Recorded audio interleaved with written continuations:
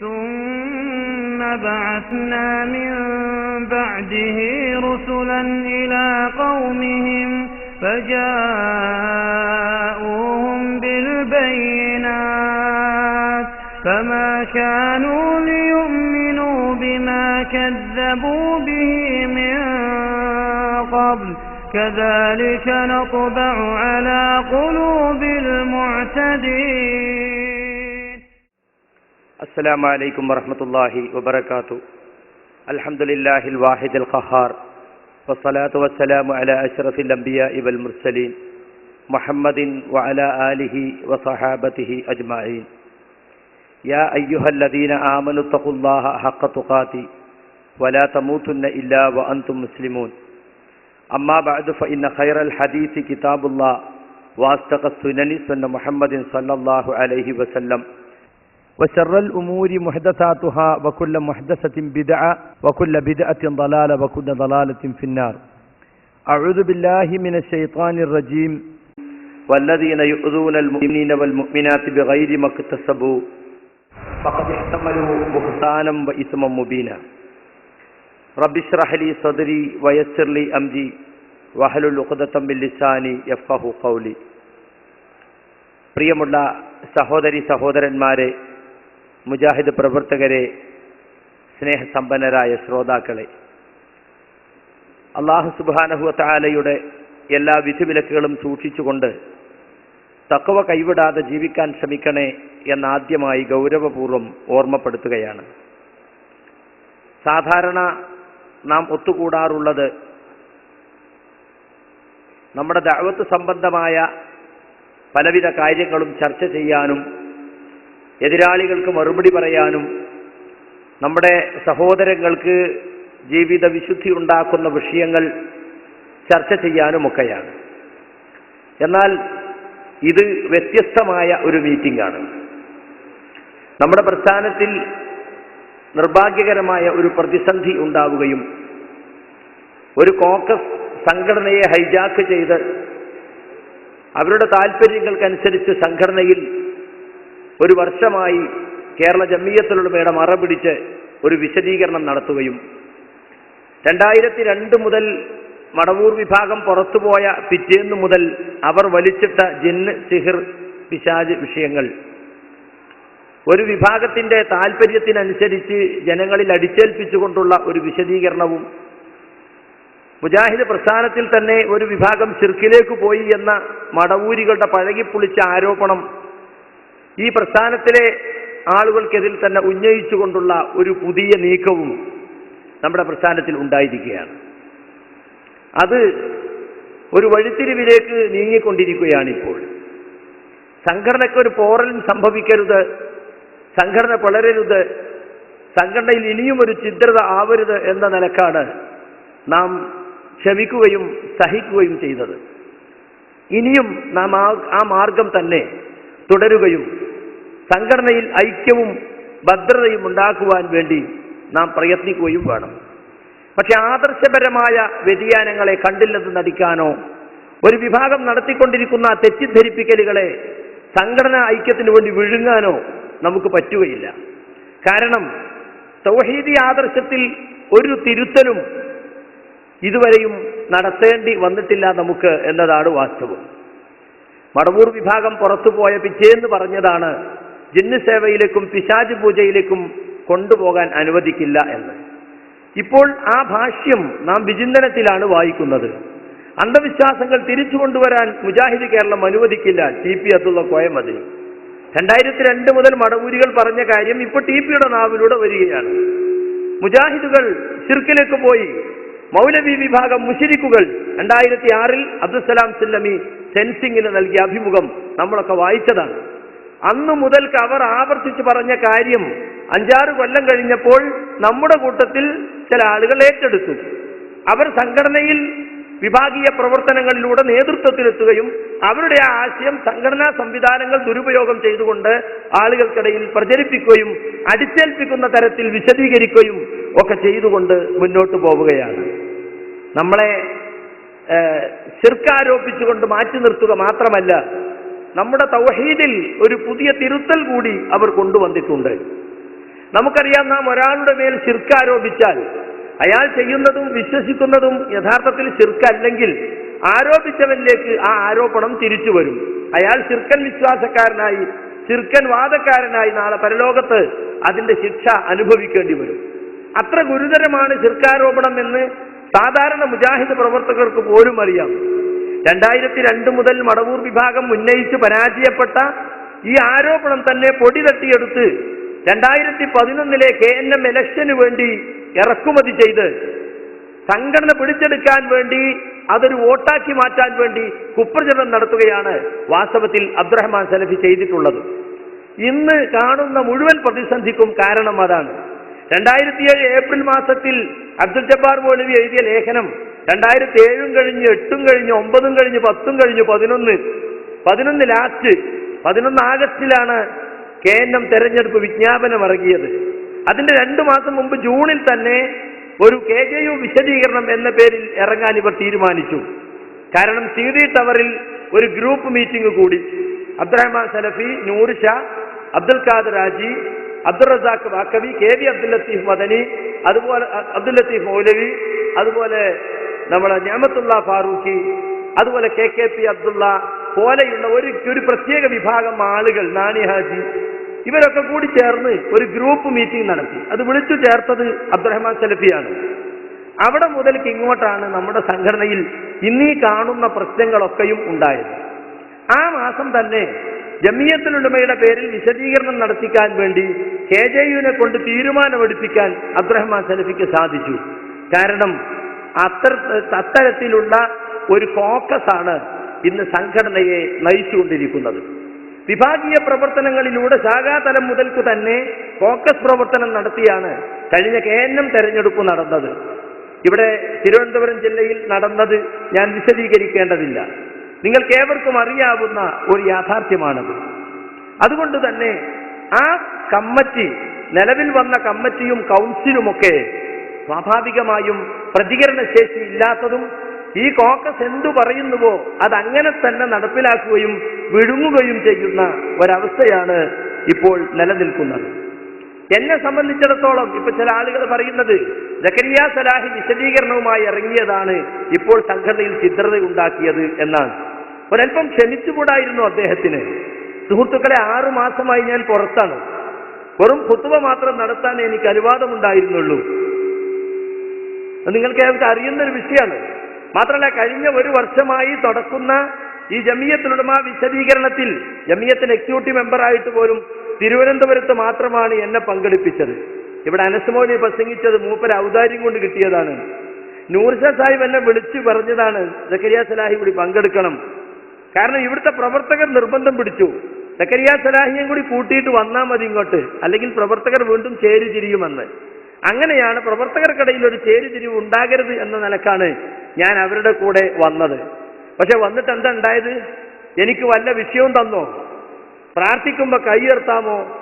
വൈകുന്നേരത്ത് കിടക്കുമ്പോൾ പ്രാർത്ഥിച്ചിട്ടാണോ ഊതേണ്ടത്, ഓതിയിട്ടാണോ പ്രാർത്ഥിക്കേണ്ടത് എന്നൊരു ചോദ്യം എനിക്ക്. അത് ചർച്ച ചെയ്യാനാണോ ഞാൻ അവരുടെ കൂടെ വന്നത്? അപ്പോ പങ്കെടുപ്പിച്ചു എന്ന് വരുത്തി തീർക്കുക. കാരണം എന്താ, അത് കഴിഞ്ഞിട്ട് അബ്ദുറഹ്മാൻ സലഫിക്ക് അടുത്ത ആഴ്ച കുവൈത്തിലേക്ക് പോകണം പിരിവിന്. അപ്പൊ PN-നോട് പറയണം ഒക്കെ ശരിയായിട്ട് നമ്മൾ കൂട്ടിയൊക്കെ ഇരുത്തി റെഡിയാക്കിയിട്ടാണ് വരുന്നത്. അതിനുവേണ്ടി മാത്രമുള്ളൊരു തട്ടിപ്പായിരുന്നു അത് എന്ന് എനിക്ക് മനസ്സിലായി. അന്നത്തെ മീറ്റിങ്ങോട് കൂടി തന്നെ എന്നെ വിളിക്കൽ അവർ നിർത്തി. മാത്രമല്ല, അതിന്റെ ഒരാഴ്ച മുമ്പ് എറണാകുളത്ത് നടന്ന വിശദീകരണത്തിൽ പരസ്യമായി എന്നെ പേരെടുത്ത് ജമിയത്തുൽ ഉലമ വിശദീകരണ യോഗത്തിൽ അവർ സംസാരിച്ചിരുന്നു. സ്വാഭാവികമായും അത് വിമർശിക്കപ്പെട്ടു. സംസ്ഥാന കമ്മിറ്റിയിലേക്ക് പരാതി എത്തി. ഇങ്ങനെയാണോ നിങ്ങൾ ഈ KJU വിശദീകരണം എന്ന് ചോദിക്കേണ്ടായ ആളുകൾ? അതുകൊണ്ട് അതൊന്ന് മായ്ക്കാൻ വേണ്ടി മാത്രമായിരുന്നു അന്ന് തിരുവനന്തപുരത്ത് എന്നെ പങ്കെടുപ്പിച്ചത് എന്ന് നിങ്ങൾക്കറിയാൻ സാധിക്കും. ഈ ജമിയത്തുൽ ഉലമ വിശദീകരണങ്ങളാണ് വാസ്തവത്തിൽ ഇന്ന് നമ്മുടെ സംഘടനയിലുണ്ടായിട്ടുള്ള മുഴുവൻ ഛിദ്രതക്കും കാരണം. എവിടെയൊക്കെ ജമിയത്ത് വിശദീകരണം നടന്നോ അവിടെയൊക്കെ ആളുകൾ 2 കക്ഷിയായി. ഞാൻ തിരുവനന്തപുരത്ത് വന്ന് ഞാനും കൂടി അതിൽ പങ്കെടുത്ത് സംസാരിച്ചത് കൊണ്ടാണ് ഇവിടെ അതൊരു വലിയ ഛിദ്രതയിലേക്ക് നീങ്ങാതെ നമുക്ക് എടുക്കാൻ സാധിച്ചത്. മറ്റു പല സ്ഥലത്തും അങ്ങനെയല്ല. ഒരു കോക്കസാണ് പരിപാടി നടത്തുന്നത്. യഥാർത്ഥ സംഘടനാ ഭാരവാഹികളെ പോലും അവഗണിച്ചുകൊണ്ടും അറിയിക്കാതെയുമാണ് അടിച്ചേൽപ്പിക്കൽ ശൈലിയിലുള്ള ഈ വിശദീകരണങ്ങൾ നടന്നത്. ചിലരൊക്കെ പറഞ്ഞു ഞങ്ങളവിടെ ആകെ കുറച്ചാളുള്ളൂ, ഇനി നിങ്ങളാ വിശദീകരണം കൊണ്ട് ആലാളുടെ രണ്ട് കക്ഷിയാകണ്ടല്ലോ, പ്ലീസ് ഇവിടെ വേണ്ടപ്പോൾ വിശദീകരണം. അത് പറ്റില്ല, അത് നടത്തിയേ പറ്റൂ. കാരണം ഇത് ഇലക്ഷൻ പ്രചരണമാണല്ലോ, നടത്താതിരിക്കാൻ പറ്റൂലല്ലോ. അതിലൂടെയാണല്ലോ വോട്ടുണ്ടാക്കുന്നത്. ഒരു കൂട്ടർ ശിർക്കിലേക്ക് പോയിരിക്കുന്നു, അതുകൊണ്ട് ഞങ്ങളുടെ കൂടെ നിന്നോളൂ, സംഘടന ഇതാ ശിർക്കിലേക്ക് പോയിക്കൊണ്ടിരിക്കുകയാണ്, അത് രക്ഷിക്കാൻ ഈ അബ്ദുറഹ്മാൻ സലഫിക്ക് മാത്രമേ സാധിക്കുകയുള്ളൂ, ഞങ്ങളുടെ ഈ കോക്കസിനെ സാധിക്കുള്ളൂ എന്ന് വരുത്തി തീർക്കലായിരുന്നു ആ ജമിയത്തുലമ വിശദീകരണത്തിന്റെ ആകത്തുക. സുഹൃത്തുക്കളെ, ഞാൻ വിശദീകരിക്കാൻ ഇറങ്ങിയത് എപ്പോഴാണ്? ഇക്കഴിഞ്ഞ സെപ്റ്റംബർ 8-നാണ് ഞാൻ ആദ്യമായി മഞ്ചേരിയിൽ വിശദീകരിച്ചത്. അതിനു മുമ്പ് ഒരു കൊല്ലമായി നടന്നു വന്ന കുപ്രചരണങ്ങൾ, ഒളിഞ്ഞും തെളിഞ്ഞും നടത്തിയ കുപ്രചരണങ്ങളിലൂടെ ഞാൻ ശിർക്കിലേക്ക് പോയി എന്ന് വരുത്തി തീർക്കുകയാണ് വാസ്തവത്തിൽ സംഘടനാ വേദികൾ ദുരുപയോഗം ചെയ്തുകൊണ്ട് ഈ കോക്കസ് ചെയ്തത്. എനിക്ക് സംഘടന പൊളിക്കലായിരുന്നു ഉദ്ദേശമെങ്കിൽ എനിക്ക് ഷോക്കോസ് നോട്ടീസ് കിട്ടിയ അതിന്റെ തൊട്ടടുത്ത മാസം ഞാൻ ഗൾഫിൽ നിന്ന് വന്നു. ഗൾഫിലുള്ളപ്പോഴാണ് എനിക്ക് വിശദീകരണം ചോദിച്ച് കത്ത് തന്നത്, മാർച്ച് മാസത്തിൽ. ഏപ്രിലിൽ ഞാൻ നാട്ടിൽ തിരിച്ചെത്തിയ ഉടനെ തന്നെ എനിക്ക് വിശദീകരണത്തിന് ഇറങ്ങാമായിരുന്നു. പലരും എന്നെ ക്ഷണിച്ചതാണ്. പക്ഷേ സംഘടനാപരമായ ഒരു പരിഹാരം ഉണ്ടാകുമെന്ന് കരുതി പരമാവധി അഡ്ജസ്റ്റ് ചെയ്ത് സംഘടനയോട് അച്ചടക്കം പാലിച്ച് നിന്നതുകൊണ്ടാണ് എത്രയും വൈകിയത്. ചർച്ചയ്ക്ക് വിളിച്ചപ്പോഴൊക്കെ ഞാൻ പോയി, ഒപ്പിടാൻ പറഞ്ഞിടത്തൊക്കെ ഒപ്പിട്ടു. എന്നിട്ടും ഞാൻ അച്ചടക്കം പാലിച്ചില്ല എന്നാണ് ഇപ്പോൾ പറയുന്നത്. പലരും എന്നെ ക്ഷണിച്ചിട്ട് പറഞ്ഞു, നിങ്ങൾക്ക് ഞങ്ങൾ സ്റ്റേജ് കെട്ടിത്തരാം, ഇനിയും നിങ്ങൾ നിൽക്കുന്നതിൽ എന്താ അർത്ഥമാണുള്ളത്, നിങ്ങൾ വിശദീകരിച്ചോളൂ നിങ്ങൾക്ക് പറയാനുള്ളത്, ഞങ്ങൾ സ്റ്റേജ് കെട്ടിത്തരാം. ഞാൻ പോയില്ല. ഇസ്ലാഹി സെന്ററുകളിൽ ക്ഷണിച്ചു എനിക്ക്. ഞാൻ ഗൾഫിൽ പോയപ്പോൾ ഞാൻ പറഞ്ഞു, ഇസ്ലാഹി സെന്ററുകൾ പോഷക സംഘടനയാണ്, KNM-ന്റെയും പോഷകഘടകങ്ങളുടെയും പരിപാടിയിൽ പങ്കെടുക്കരുതെന്നാണ് എനിക്കുള്ള നോട്ടീസിലുള്ളത്, അതുകൊണ്ട് ഞാൻ പ്രസംഗിക്കുകയില്ല എന്ന് പറഞ്ഞു. അങ്ങനെ ഞാൻ അച്ചടക്കം പാലിച്ചത് കൊണ്ടാണ് കഴിഞ്ഞ ജൂലൈ 18-ന് എന്നെ തിരിച്ചെടുക്കാൻ തീരുമാനിച്ചത്. എന്ന് പറഞ്ഞാൽ ഞാൻ പരമാവധി ക്ഷമിച്ചതുകൊണ്ടും ഇനി എന്നെ തിരിച്ചെടുക്കുകയല്ലാതെ നിവൃത്തിയില്ല, എല്ലാ ന്യായങ്ങളും അവസാനിച്ചത് കൊണ്ട് അവരെന്നെ തിരിച്ചെടുത്തതാണ്. നിങ്ങൾ നോക്കൂ, എനിക്കെതിരിൽ അവർ പറഞ്ഞ കുറ്റെന്താ? പുളിക്കൽ വെച്ച് ഞാൻ ആദർശത്തിനെതിരിൽ പ്രസംഗിച്ചു, സംഘടനാ വിരുദ്ധമായി പ്രബോധന മര്യാദകളിൽ പ്രസംഗിച്ചു എന്നാണ്. ഇന്ന് വരെ എന്താണ് പ്രസംഗിച്ചത്, എന്താണ് അതിലുള്ള തെറ്റ് എന്ന് വ്യക്തമാക്കി തന്നിട്ടില്ല. നിങ്ങൾ ആരെങ്കിലും കേട്ടോ? അപ്പൊ എത്ര സ്ഥലത്ത് വിശദീകരണം നടന്നു? എന്താണ് സക്കരിയ സലാഹി പുളിക്കൽ പ്രസംഗിച്ചതിൽ ആദർശത്തിനെതിരായിട്ടുള്ളത് നിങ്ങൾ കേട്ടോ? എനിക്കുള്ള വിശദീകരണ നോട്ടീസിൽ അതാണുള്ളത്. പ്രഖ്യാപിത ആദർശങ്ങൾക്കും അതുപോലെ തന്നെ പ്രബോധന മര്യാദകൾക്കും എതിരായി പ്രസംഗിച്ചു. ആകെ 42 മിനിറ്റാണ് പ്രസംഗിച്ചത്. അതിൽ 10 മിനിറ്റാണ് റുഖിയ ശറഈയുമായി ബന്ധപ്പെട്ട കാര്യം പറഞ്ഞത്. അത് അബ്ദുറഹ്മാൻ സലഫിക്ക് അതിൽ വിയോജിപ്പുണ്ടായിരുന്നു. അദ്ദേഹം സ്റ്റേജിലുണ്ടായത് കൊണ്ട് എനിക്ക് ശേഷം പ്രസംഗിച്ചപ്പോൾ അദ്ദേഹം അതിനെ ഗണ്ണിക്കാൻ ശ്രമിച്ചു. അന്ന് രാവിലെ അദ്ദേഹം തന്നെ ദായിമാരുടെ മീറ്റിംഗ് വിളിച്ച് പറഞ്ഞതാണ്, ഒരിക്കലും തന്നെ ഒരേ സ്റ്റേജിൽ മറുപടി പറയാൻ പാടില്ല എന്ന്. അദ്ദേഹം അതിനെ ലംഘിച്ചു. പക്ഷെ അദ്ദേഹത്തിന് ഷോക്കോസ് നോട്ടീസ് ഇല്ല, അദ്ദേഹത്തിന് ഒരു വിശദീകരണം ചോദിക്കലുമില്ല. നിങ്ങൾ ആലോചിച്ച് നോക്കൂ, ഇപ്പൊ എനിക്കതിൽ കുറ്റപത്രം ഇറക്കിയിട്ട് ഇപ്പൊ വിചിന്തനം റീഡേഴ്സ് ഫോറത്തിന്റെ പേരിൽ ഒരാളില്ല കുറ്റപത്രം പ്രചരിക്കുന്നുണ്ട്. 23 നടപടിക്രമങ്ങളിലൂടെ കഴിഞ്ഞ 5-6 വർഷമായി എന്നെ തിരുത്താൻ ശ്രമിച്ചു, എന്നിട്ടും ഞാൻ കുതറിച്ചാടി എന്നാണ് ഇപ്പോൾ പ്രചരിപ്പിക്കുന്നത്. ഈ 23 നമ്പർ കേൾക്കുമ്പോൾ സാധാരണക്കാർ ചില പറയും 23 കുറ്റം ചെയ്തു എന്നാ പറഞ്ഞത്. വേറെ ചില പറഞ്ഞു 23 അവസരം കൊടുത്തു തിരുത്താൻ, എന്നിട്ടും ശരിയായില്ല എന്നാണ്. വേറെ ചില ആളുകൾ പറയുന്നത് 23 തവണ താക്കീത് ചെയ്തിട്ടും അയാൾ വഴങ്ങിയില്ല എന്നാണ്. ഈ ഒരു 23ന്റെ കളിയാ. എന്നാൽ സുഹൃത്തുക്കളെ, കുറ്റപത്രം എനിക്കെതിരിലാകുമ്പോൾ അതാദ്യം അറിയിക്കേണ്ടത് എന്നെയല്ലേ? ഞാനിപ്പോ 3 തവണ ഇവരെ കാൽച്ചോട്ടിൽ പോയി ചർച്ചയ്ക്ക്. അപ്പോൾ എനിക്ക് കുറ്റപത്രം വായിച്ച് കേൾപ്പിച്ചിട്ട് എന്തെങ്കിലും പറയാനുണ്ടോ എന്ന് ചോദിക്കണ്ട. നാടൻ കോടതിയിൽ പോലും ഉണ്ട് കുറ്റപത്രം വായിച്ച് കേൾപ്പിച്ചിട്ട് പ്രതിക്ക് എന്തെങ്കിലും പറയാനുണ്ടോന്ന്. ഇതുവരെയും എനിക്ക് കുറ്റപത്രം തന്നിട്ടില്ല. എന്റെ പേരിലുള്ള കുറ്റപത്രം അച്ചടിച്ച് വിതരണം ചെയ്യുകയും DTP എടുത്ത് ജില്ലകൾ തോറും വിശദീകരിക്കുകയും ചെയ്യാണ്. ഇതൊരു ന്യായമാണോ? യഥാർത്ഥത്തിൽ കുറ്റം ചെയ്ത ആൾക്കല്ലേ ആദ്യം കുറ്റപത്രം കൊടുക്കേണ്ടത്? നിങ്ങൾ ഈ കുറ്റം ചെയ്തിട്ടുണ്ടോ എന്ന് മാന്യന്മാരുടെ മുമ്പിൽ വെച്ച് ചോദിക്കേണ്ടതില്ലേ? ആ ഒരു സാമാന്യ നാട്ടുമര്യാദ പോലും എന്റെ കാര്യത്തിൽ ഉണ്ടായിട്ടില്ല എന്നതാണ് വാസ്തവം. കുറ്റപത്രത്തിൽ കുറ്റം എന്താണെന്ന് മാത്രമല്ല, ആദർശവിരുദ്ധമായി സംഘടനാ വിരുദ്ധമായി എന്നൊക്കെ പറയും. അതെല്ലാം ചില പുകിലുകൾ എന്താണെന്ന് വ്യക്തമല്ല. എന്താണ് ആദർശത്തിനെതിൽ പറഞ്ഞത്? എന്താണ് പ്രബോധന മുജാഹിദുകൾക്ക് പറഞ്ഞത്? മുജാഹിദുകൾക്ക് പറഞ്ഞാൽ തിരിയാത്ത ആളുകളൊന്നല്ലല്ലോ, ആർക്കും പറഞ്ഞാൽ മനസ്സിലാകുമല്ലോ. ഇതുവരെ നിങ്ങൾ കേട്ടോ? എനിക്ക് വിശദീകരണ കത്ത് തന്നത് ഞാൻ ഗൾഫിലുള്ളപ്പോഴാ. എന്നിട്ട് ആണുങ്ങളില്ലാതെ സ്ത്രീകൾ മാത്രമുള്ള എന്റെ വീട്ടിലേക്ക് CD ടവറിൽ നിന്ന് ഒരുത്തൻ അയച്ചിരിക്കുക കത്തും കൊണ്ട്. ഈ പോലീസല്ല വാറണ്ട് നടത്താൻ വരുന്നത് എന്നതുപോലെ. എന്താ ഞാൻ വന്നിട്ട് എന്നോട് പറഞ്ഞാൽ പോരെ, സക്കരിയ നീ ഇങ്ങനെ പ്രസംഗിച്ചല്ലോ, അത് തെറ്റാണല്ലോ, അതിൽ നിനക്ക് എന്തു പറയാനുണ്ട്, അത് ഇന്ന തെറ്റാണ്, ആ തെറ്റ് ഞാൻ സ്വീകരിച്ച തെറ്റ് എനിക്ക് ബോധ്യപ്പെടുത്തിയിട്ട് ഞാൻ അംഗീകരിച്ചില്ലെങ്കിലല്ലേ നടപടി എടുക്കേണ്ടത്? അതുണ്ടായില്ല. ഞാൻ പ്രസംഗിച്ചതിന്റെ പേരിൽ എന്നെ കുറ്റപ്പെടുത്തി നടപടിയെടുത്തു. നാട്ടുകാർക്കൊക്കെ സർക്കിൾ കൊടുത്തു, ഇയാളെ വിളിക്കാൻ പാടില്ല, എനിക്ക് സർക്കിൾ വന്നു, പോഷകടങ്ങളിലൊന്നും പ്രസംഗിക്കാൻ പാടില്ല എന്ന് പറഞ്ഞ കുറ്റം അടിച്ചേൽപ്പിച്ച് ഏകപക്ഷീയമാക്കി എന്റെ പേരിൽ ആരോപിച്ചിട്ട് ശിക്ഷയും നടപ്പിലാക്കിയിട്ടാണ് പിന്നെ വിശദീകരണത്തിന് എന്നെ വിളിക്കുന്നത്. അതെന്ത് ന്യായ? ഞാൻ ഗൾഫിൽ നിന്ന് വന്നിട്ട് എന്നെ മുജാഹിദ് സെന്റർ വിളിപ്പിച്ചിട്ട് എന്നോട് പറഞ്ഞ് ബോധ്യപ്പെടുത്തിയിട്ട് ഞാൻ അംഗീകരിച്ചില്ലെങ്കിലേ ശിക്ഷിക്കുക. അതാണല്ലോ ഏത് നാടൻ കോടതിയിലും ഉണ്ട്. നമ്മുടെ കുട്ടിയെ തല്ലുകയാണെങ്കിൽ സ്കൂളിൽ നിയമമുണ്ട്, വെറുതെ ചെന്ന് തല്ലരുത്. എന്തിനാ സാറിനെ തല്ലിയോ നീക്കും കുട്ടി? ആദ്യം അവനെ ചോദ്യം, നീ ഇന്നോട് ചെയ്തില്ലടാ, ഞാൻ പറഞ്ഞില്ലടാ, അല്ലേ ചെയ്തില്ലേ, എന്നിട്ട് കഴിയും. അപ്പോൾ അവന് മനസ്സിലാവും ഇന്ന കാര്യത്തിനാണ് ചെയ്തത്. അതൊരു ചെറിയ നാട്ടുമര്യാദയാണ്. അതുപോലെ എന്റെ കാര്യത്തിൽ ഉണ്ടായില്ല. മാത്രമല്ല, ഞാൻ കുവൈത്തിൽ നിന്ന് ഖത്തറിൽ വന്നപ്പോൾ 15 ദിവസത്തിനകം നാട്ടിലെത്തിയിട്ട് വിശദീകരണം കൊടുക്കണം. ഗൾഫിൽ പോയ ഒരാൾക്ക് ഇന്നത്തെ ടിക്കറ്റിന്റെയും മറ്റു കാര്യങ്ങളൊക്കെ എല്ലാവർക്കും അറിയാം. വരാൻ കഴിയുമോ അങ്ങനെ? അത് കഴിഞ്ഞ് ഞാൻ സൗദിയിലേക്ക് കൂടി പോകാൻ തീരുമാനിച്ചിട്ടാ പോയത് എന്ന് ഇവർക്കറിയാം. അപ്പൊ എന്നെ ദ്രോഹിക്കാൻ തന്നെ തീരുമാനം. ഞാൻ കത്തയച്ചു 14-ാം ദിവസം നാട്ടിൽ വന്ന ശേഷം വിശദീകരണം നൽകാം. കാരണം കത്തിലൂടെ വിശദീകരണം കൊടുത്താൽ പോരാ, നേരിട്ട് ഹാജരായി വിശദീകരണം. ഞാനെന്തോ വലിയ ഒരുപാട് ആളെ കൊലപ്പെടുത്തിയിട്ട് കുറെ സ്വത്തൊക്കെ മോഷ്ടിച്ച് കടന്നു കളഞ്ഞ പോലെ ഇന്റർപോളിനെ നിയോഗിക്കാഞ്ഞത് വലിയ ഭാഗ്യം. ആ ജാതി ഏർപ്പാടാന്ന് വെച്ചത് ഒരു പ്രസംഗത്തിൽ എന്തോ വാക്ക് വന്നതിനാണ് എന്റെ പേരിൽ കുറ്റം. അപ്പൊ ഇതൊക്കെ സുഹൃത്തുക്കളെ ചില രാഷ്ട്രീയക്കാരെക്കാൾ തരം താഴ്ന്ന രീതിയിലുള്ള ഏർപ്പാടുകളാണ്. ഞാൻ ഏപ്രിൽ 29 നാട്ടിലെത്തി. 2-ാം ദിവസം TP യെ വിളിച്ചു, ഞാൻ വന്നിട്ടുണ്ട്, നിങ്ങളെ കാണണമല്ലോ, ഞങ്ങൾ സൗദിയിലേക്ക് പോവാണ്, AP യെ കണ്ടാൽ മതി. മദനിയെ വിളിച്ചു, അഹമ്മദ് മദനിയെ വിളിച്ചു, അവരൊക്കെ പറഞ്ഞു. അങ്ങനെ ഞാൻ മെയ് 4-ന് AP യെ കാണാൻ പോയപ്പോൾ AP ആശുപത്രിയില്ല. പിറ്റേന്നൊരു ഹർത്താലായി. എന്നിട്ട് പോലും ഞാൻ വണ്ടി എടുത്ത് AP യുടെ വീട്ടിൽ പോയി വിശദീകരണം കൊടുത്തു. അദ്ദേഹം പറഞ്ഞു TP ഒക്കെ ഇങ്ങോട്ട് വരട്ടെ. മൂപ്പർ കൂടുതൽ സംസാരിക്കാൻ വയ്യാത്ത അവസ്ഥയായിരുന്നു. അദ്ദേഹം 6 പേജ് GTP എടുത്ത് എന്റെ വിശദീകരണം വാങ്ങി വെച്ചു. 2 മുജാഹിദ് പ്രവർത്തകരെ കൂടെ കൊണ്ടുപോയി സാക്ഷിക്ക്. ഞാൻ കൊടുത്തു എന്ന് തെളിവാണല്ലോ. എന്നിട്ട് അപ്പൊ തന്നെ ഞാൻ ഉബിലിക്കുട്ടി മൗലവിക്കും ബാബു സേട്ടനും വിളിച്ചു പറഞ്ഞതാ ഞാൻ വിശദീകരണം കൊടുത്തിട്ടുണ്ട്. എന്നിട്ട് എന്റെ കുറ്റപത്രത്തിലുള്ള എന്താണെന്നറിയോ, 21-ാം തീയതി വിശദീകരണം തന്നത്. മെയ് 5-ന് കൊടുത്തിട്ട് മെയ് 21-നാണ് കിട്ടിയത്. അന്ന് മദനിയൊക്കെ തിരിച്ചു വന്നിട്ട് CD ടവറിൽ കൊടുത്തൊരു കോപ്പി കൈപ്പറ്റിയിട്ട് അതാണ് കുറ്റപത്രത്തിൽ ചേർത്തിട്ടുള്ളത്. അപ്പൊ സുഹൃത്തുക്കളെ, ഇതെല്ലാം ഒരു കളികളാണ്. ഇതിലൊന്നും വാസ്തവമില്ല, വസ്തുതയില്ല എന്ന് നിങ്ങൾ മനസ്സിലാക്കണം. ഇനി അത് കഴിഞ്ഞ് മെയ് 22-ന് വീണ്ടും CD ടവറിൽ ചെല്ലണം എന്നാണ്. എന്റെ 6 പേജ് വിശദീകരണത്തെക്കുറിച്ച് ഒന്നുമില്ല.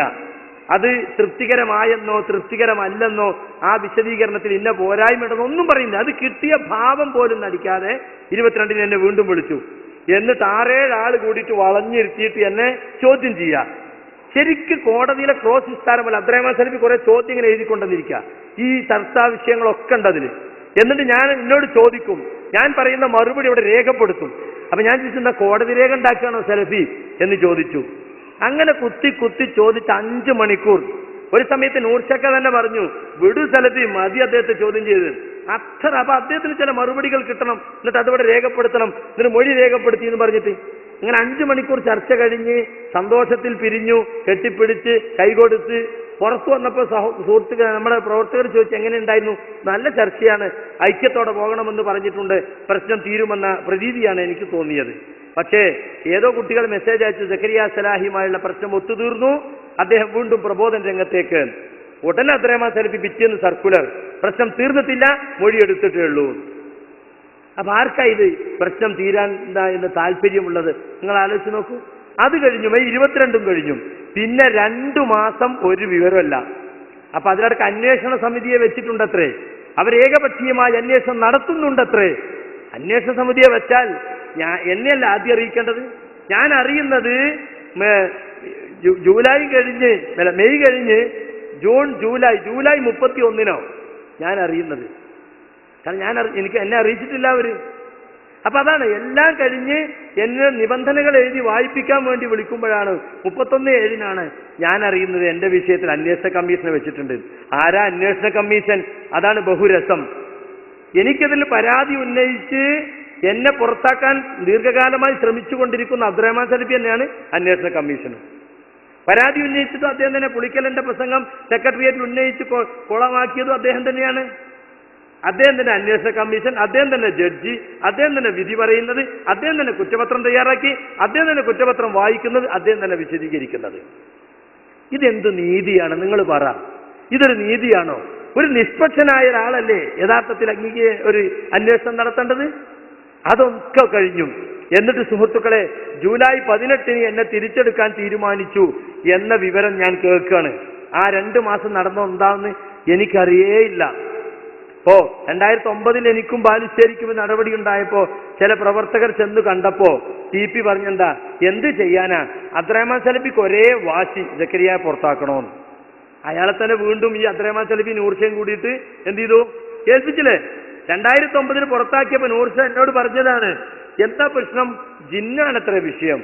അപ്പൊ അദ്ദേഹം പറയാണ്, അതിനിപ്പോണ്ടോ പുറത്താക്കലും അകത്താക്കലും, അതൊരു പുതിയ വിഷയമല്ലേ, നിങ്ങൾക്ക് ഇപ്പോഴല്ലേ സംസാരിക്കാൻ തുടങ്ങിയുള്ളൂ, 5 വർഷമായിട്ട്. ഒരു പുതിയ വിഷയമാകുമ്പോൾ പഠിച്ചവരും പഠിക്കാത്തവരും പഠിച്ചവർ തമ്മിൽ ചെറിയ അഭിപ്രായ വ്യത്യാസമൊക്കെ സ്വാഭാവികമല്ലേ, അതിനുണ്ട് അകത്താക്കലും പുറത്താക്കലും എന്ന് ചോദിച്ച നൂർഷാ സാഹിബ് ഇപ്പോ ഈ അബ്ദുറഹ്മാൻ സലഫിയുടെ കോക്കസിൽ പെട്ടുപോയി. ഇപ്പൊ അയാളുടെ കൂടെ നിന്നിട്ട് അയാൾ പറഞ്ഞതിനൊക്കെ അപ്പാ സ്വാമി എന്ന് പറഞ്ഞ് കൂടെ നിൽക്കാണ്. ഒരു ദുരന്തം ആലോചിച്ച് നോക്കൂ നിങ്ങളെ. അപ്പൊ സുഹൃത്തുക്കളെ, ഈ രീതിയിലുള്ള ഏകപക്ഷീയമായ സംഗതിയാണ് നടന്നത്. അങ്ങനെ 18-ാം തീയതി എക്സിക്യൂട്ടീവ് തിരിച്ചെടുക്കാൻ തീരുമാനിച്ചെന്ന് കേട്ടപ്പോ 2 ദിവസം കഴിഞ്ഞ് 20-ാം തീയതി ഞാൻ വേങ്ങരയിൽ ഖുത്ബക്ക് പോയപ്പോ പിറ്റേന്ന് റമളാന. അപ്പൊ അസറിന് ക്ലാസ് എടുത്തോടെ നോമ്പിനെ പറ്റി. തിരിച്ചെടുത്തതല്ലേ, പള്ളിക്കകത്തൊരു ചെറിയ ക്ലാസ് അല്ലേ, കുഴപ്പമില്ലാന്ന്. അപ്പോഴേക്കും അഹമ്മദ് അലി മദനിയുടെ ഫോണ് 3 മണിയായപ്പോ, എന്താ ഇത് വേങ്ങരയാ ഖുത്ബ? അതെ, അത് കുഴപ്പമില്ല, തലശ്ശേരി നിങ്ങൾ മാറിയല്ലേ, പിന്നെന്താണ് ക്ലാസ് ഉണ്ട് എന്ന് കേട്ടു. ക്ലാസ് ഉണ്ട്, നിങ്ങൾ തിരിച്ചെടുത്തോ എന്നുള്ളതുകൊണ്ട് അവർ വെച്ചതായിരിക്കും. ഒന്നും ശരിയാവില്ല, ഒന്നും ഇപ്പൊ എടുക്കാൻ, ഞങ്ങൾ തീരുമാനത്താണ് അറിയിക്കും, ക്ലാസ് നടത്താൻ പാടില്ല. അധികാരസ്വരത്തിൽ ഞാൻ അതും ക്ഷമിച്ചു. കഴിഞ്ഞ റമളാനിൽ ഒരു തസ്കിയത്ത് ക്ലാസ് പോലും എടുക്കാൻ എന്നെ അനുവദിച്ചില്ല. എന്റെ വിചാരണ കഴിഞ്ഞിട്ട് മെയ് 22 കഴിഞ്ഞിരിക്കുന്നു. എന്നിട്ട് 2 മാസം അനിശ്ചിതമായി നീട്ടിക്കൊണ്ടുപോയി റമളാനിൽ പോലും ഒരു ക്ലാസ് എടുക്കാതിരിക്കാൻ വേണ്ടി. ഇരിക്കട്ടെ, അത് കഴിഞ്ഞിട്ട് തിരിച്ചെടുത്തു എന്ന കത്ത് വരും എന്ന് പ്രതീക്ഷിച്ചിരിക്കണം. അങ്ങനെ 18-ാം തീയതി തിരിച്ചെടുത്തു എന്ന് പുറത്തുനിന്ന് അറിഞ്ഞല്ലോ. കത്ത് പ്രതീക്ഷിച്ചിരിക്കുമ്പോൾ വീണ്ടും വാറണ്ടുകാരൻ വരുന്നു. 21-ാം തീയതി ജൂലൈ 21-ന് എന്താന്ന് ചോദിച്ചു, നിങ്ങളൊരു കൂടിക്കാഴ്ചക്ക് വേണ്ടി ചെല്ലണം. അപ്പൊ എന്താ സംഗതി വെച്ചാല്, തിരിച്ചെടുത്തു എന്ന വാർത്ത വരുന്നതോടെ ഗ്രൂപ്പിൽ പട തുടങ്ങി.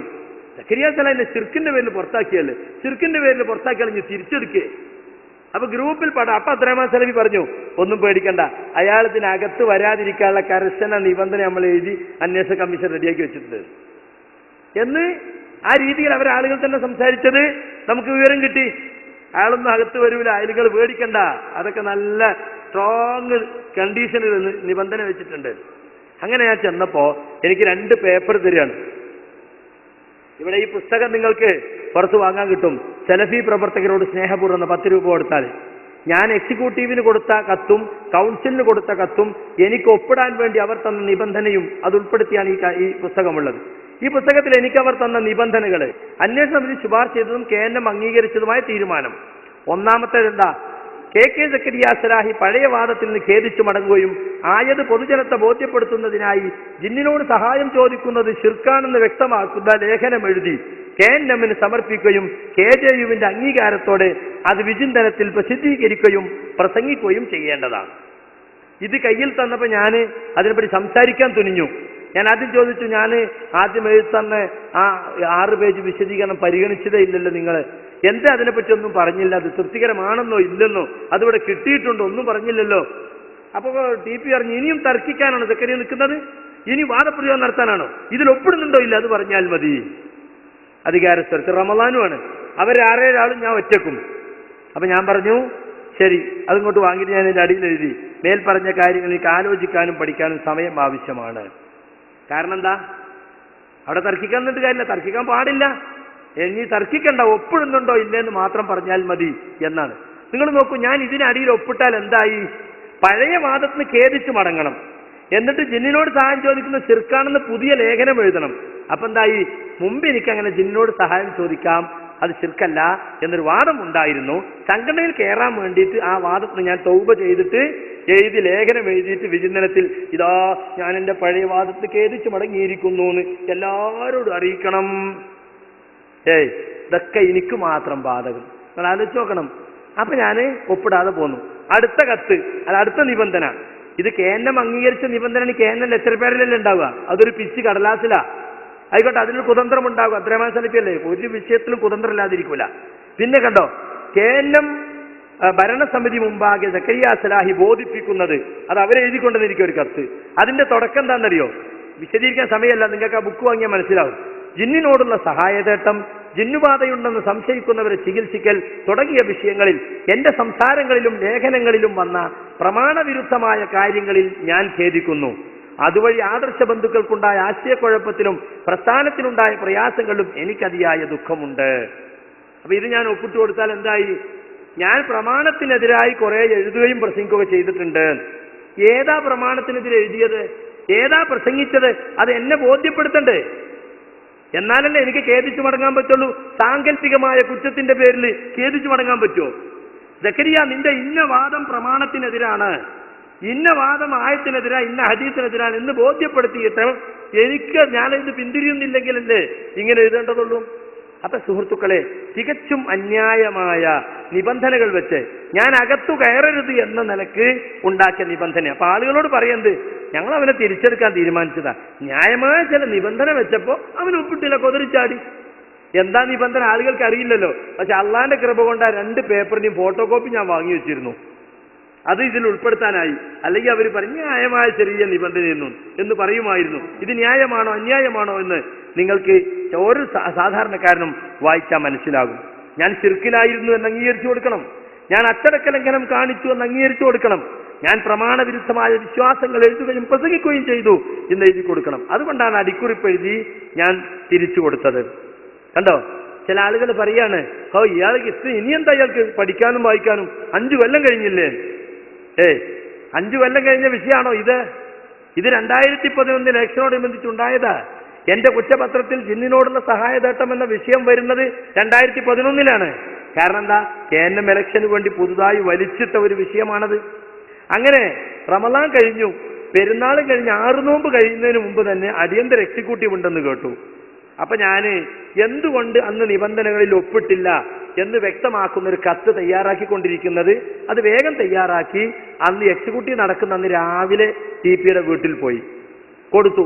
ഞാൻ എന്തുകൊണ്ടാണ് സാർ അന്ന് ഒപ്പിടാതിരുന്നത്? എന്നിട്ട് ഞാൻ ആ വിവാദ ഭാഗങ്ങൾ ഒഴിവാക്കിയാൽ ഞാൻ ഒപ്പിടാൻ തയ്യാറാണ് എന്ന് പറഞ്ഞ കത്ത് അദ്ദേഹം വാങ്ങി വെച്ചു. സന്തോഷത്തോടെ വാങ്ങി വെക്കുമ്പോൾ പറഞ്ഞു, സക്കരിയ ഇതുമായിട്ട് വരാത്തത് എന്താ എന്ന് പ്രതീക്ഷിച്ചിരിക്കുകയായിരുന്നു ഞാൻ വിചാരിച്ചു സത്യമാവും. പക്ഷേ 12 മണിയായപ്പോൾ കേട്ടു സക്കരിയ സലാഹിയെ നിഷ്കരണം പുറത്താക്കുക ചെയ്തത്.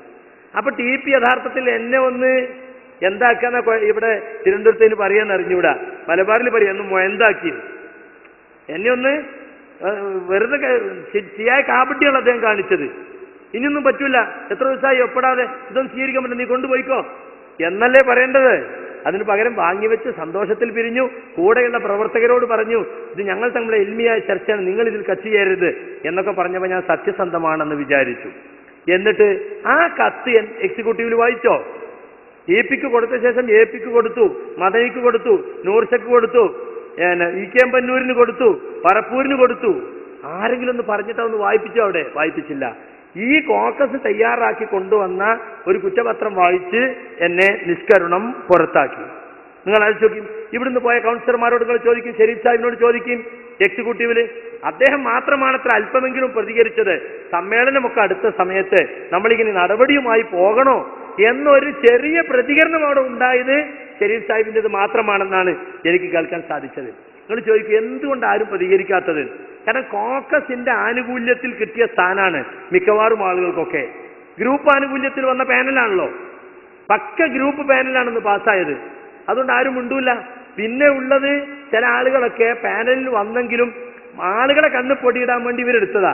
അവർക്ക് അവിടെ ഒരു വോയിസും ഇല്ല.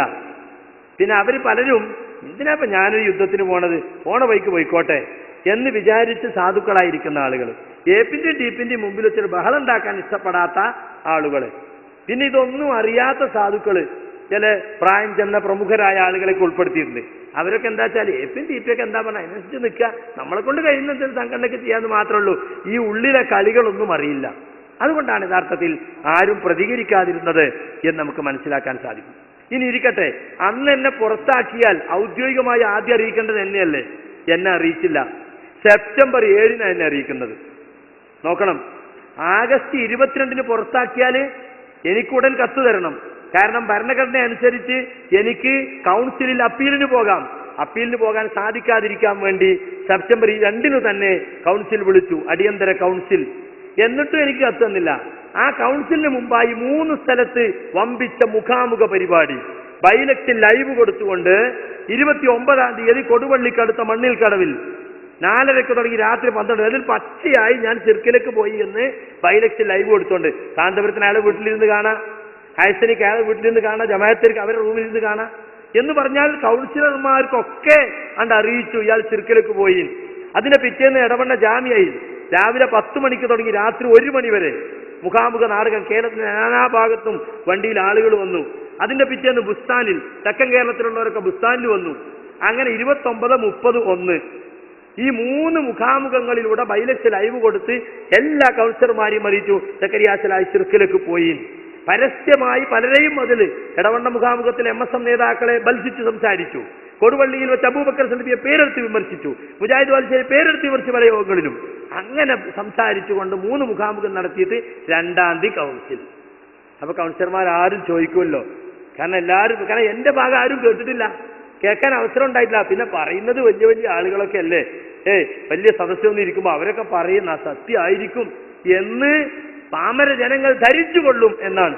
യഥാർത്ഥത്തിൽ എന്താ ഉണ്ടായത്? എന്തായിരുന്നു മുഖാമുഖത്തിന്റെ രീതി എന്നറിയോ? തൗഹീദിന്റെ ആയത്തിങ്ങനെ ഓതുക, ഇയ്യാക നഅ്ബുദു വഇയ്യാക നസ്തഈൻ ഇൻ തദ്ഉഹും ലാ യസ്മഉ ദുആക്കും. നടക്ക പറയാ, പഠിച്ചു വെച്ചോ ജിന്നൂരി എന്നിട്ട് വടവൂരികൾ അതേ വാക്ക് കടമെടുത്തുണ്ട്. അപ്പൊ ഈ തൗഹീദിന്റെ ആയത്തിങ്ങനെ കേട്ട് ശിർക്കിന്റെ ഗൗരവമൊക്കെ ഇങ്ങനെ കേൾക്കുമ്പോ മുജാഹിദ് യോഗത്തിൽ എന്തിനാപ്പോ ഇത്? എല്ലാവരും അള്ളാഹിനെ മാത്രം വിളിച്ച് പ്രാർത്ഥിക്കുന്നതല്ലേ? അപ്പൊ ഒരു വിഭാഗം ആളുകൾ അള്ളല്ലാത്തവരോട് വിളിച്ച് പ്രാർത്ഥിക്കാനും സഹായം തേടാനും തുടങ്ങിയിട്ടുണ്ട്. അവർ ശിർക്കിലേക്ക് പോയിട്ടുണ്ട് എന്ന് വരുത്തി തീർക്കുക. പിന്നെ ജിന്നിനോട് സഹായം ചോദിക്കുന്നത് ശിർക്കാണെന്ന് പറയുന്ന കുറെ ഫത്വകൾ അറബ് ലോകത്ത് ഇങ്ങനെ എടുത്ത് വായിക്കുക. പിന്നെ അടുത്ത ഫത്വ കേട്ടോളൂ എന്നിട്ട് ഈ ആളുകൾക്ക് ഒരു കാസറ്റ് ഉണ്ടാക്കാൻ വേണ്ടിയിട്ട് കുറെ ചോദ്യങ്ങൾ തയ്യാറാക്കിയിട്ട് അവർ പറഞ്ഞ ചോദ്യങ്ങൾ, അതിന് അനസിന്റെ മറുപടി, ഹനീഫാന്റെ മറുപടി, അനസിന്റെ ഒരു തൗബ, ശരിയായ ഒരു മുഖാമുഖ നാടകം ഇടവണ്ണയിൽ നടന്നു. പിറ്റേന്ന് ബുസ്താനിലും നടന്നു. ആട്ടിനെ പട്ടിയാക്കി, പട്ടിയെ പേപ്പട്ടിയാക്കി തല്ലിക്കൊല്ലുന്ന ജൂതതന്ത്രമാണ് എന്റെ കാര്യത്തിൽ സംഘടന സ്വീകരിച്ചത്. ഇടവണ്ണ കാസറ്റ് ഒന്ന് കേട്ടു നോക്കൂ, കരഞ്ഞു പോകും നമ്മള്. എന്താണ് ഇവർ ചെയ്തുകൊണ്ടിരിക്കുന്നത്? ഇതൊരു മതപ്രവർത്തനത്തിന്റെ രീതിയാണോ ഇത്? നമ്മുടെ പേരിൽ അന്യായമായി ശിർക്ക് ആരോപിച്ചിട്ട് ആയത്തോതിയിട്ട് പാമര ജനങ്ങളെ ധരിപ്പിക്കുക ഇവരൊക്കെ ശിർക്കിലേക്ക് പോയി. ഇവിടെ ഇൻഷാ അല്ലാഹ് മഗ്‌രിബിന് ശേഷം നിങ്ങൾക്കത് ക്ലിപ്പിട്ട് കാണിക്കുന്നുണ്ട്. അതിനുശേഷം CPF പോലെയുള്ള ഉത്തരവാദപ്പെട്ട ആളുകൾ ഇത് പറഞ്ഞത് നമുക്ക് കേൾക്കുവാൻ സാധിക്കും. ഈ ശിർക്കാരോപണവും തെറ്റിദ്ധരിപ്പിക്കലും 3 സ്ഥലത്ത് നടന്നു. എന്നിട്ട് പറയുന്നെന്താ? ഒന്നുകിൽ മുവഹിദായി സംഘടനയിലേക്ക് വരിക, അല്ലെങ്കിൽ ശിർക്കിലേക്ക് പോ എന്ന് പറഞ്ഞിട്ട് വളരെ വൈകാരികമായി സംസാരിച്ചത്.